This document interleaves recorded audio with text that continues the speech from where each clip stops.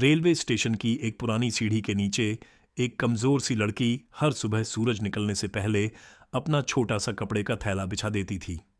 उस पर वह पुरानी, फटी हुई लेकिन ज्ञान से भरी किताबें सजा देती। कुछ स्कूल की पाठ्य पुस्तकें, कुछ पुराने उपन्यास और कुछ ऐसी किताबें जिनके कवर तक मिट चुके थे। उस लड़की का नाम आमना था।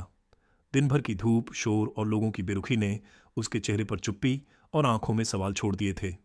वह हर रोज कॉलेज जाने वाले छात्रों को स्टेशन से गुजरते हुए देखती। कोई परीक्षाओं की बात करता, कोई सपनों की, कोई दोस्तों के साथ हंसता, तो कोई चिंता में डूबा होता। आमना हर चेहरा पढ़ने की कोशिश करती, जैसे वो शब्दों को किताबों में नहीं, लोगों की आंखों में ढूंढ रही हो। एक दिन एक लड़की ने उससे एक किताब खरीदी और हंसते हुए बोली, क्या फ़ायदा इतनी किताबें बेचने का, पढ़ भी लोगी तो जाओगी कहाँ। ये बात आमना के दिल में तीर की तरह चुभ गई, मगर उसने बस हल्की सी मुस्कान दी और चुपचाप रह गई। उस रात वह उसी किताब को लेकर स्टेशन के एक शांत कोने में बैठ गई। जो किताब शायद किसी ने कभी नहीं खरीदी थी, और पढ़ना शुरू कर दिया। उसे लगा जैसे शब्दों में कोई जादू हो। अब आमना दिन रात पढ़ने लगी, कभी किताबों से, कभी लोगों से और कभी खुद से। कुछ मुसाफिर जो उसे हमेशा पढ़ते देखते प्रभावित हुए और उसे और भी किताबें लाकर देने लगे। फिर किसी ने उसे एक स्कॉलरशिप परीक्षा के बारे में बताया। आमना ने उसे अपनी ज़िंदगी का मौका समझा।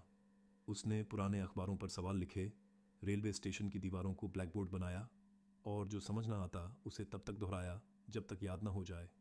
और फिर एक दिन उसकी मेहनत रंग लाई। उसे एक संस्था की तरफ से पूरी स्कॉलरशिप मिली और वह अब बाकायदा कॉलेज जाने लगी। कॉलेज के पहले दिन जब वो साफ सुथरे यूनिफॉर्म में उसी रेलवे स्टेशन से गुजरी तो कई लोग चौंक गए। वही आमना, जो कभी ज़मीन पर बैठकर किताबें बेचा करती थी, आज अपने हाथ में असली किताबें और सिर पर सपनों का आसमान लिए चल रही थी। पढ़ाई पूरी करने के बाद आमना ने वो सपना साकार किया जो सिर्फ उसका नहीं था। उसने उसी स्टेशन के पास एक छोटी सी मुफ्त लाइब्रेरी खोली, ख्वाबों की किताब घर। यहाँ वो हर उस बच्चे को किताबें देती जिनके हाथों में पहले सिर्फ मेहनत थी, लेकिन अब उम्मीद भी थी।